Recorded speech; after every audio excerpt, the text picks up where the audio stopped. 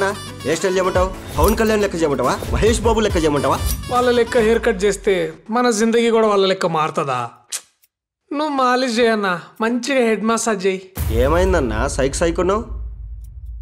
అసలు అసలు ఈ ఆడోళ్ళు ఉన్నారే, అమ్మలా ఉన్నప్పుడు ప్రేమగా ఆప్యాయంగా ఉంటారు. పెదవే పలికిన మాటల్లోనే తీయని మాటే అమ్మా, కదిలే దేవత అమ్మా.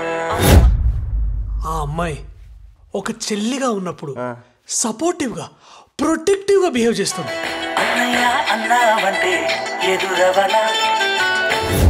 అదే పిల్ల ఒక లవర్ గా ఉన్నప్పుడు క్యూట్ గా పబ్లీగా మనల్ని ఎంత అండర్స్టాండింగ్ చేసుకుంటారంటే మెల్లగా కరగని రెండు మనసుల దూరం.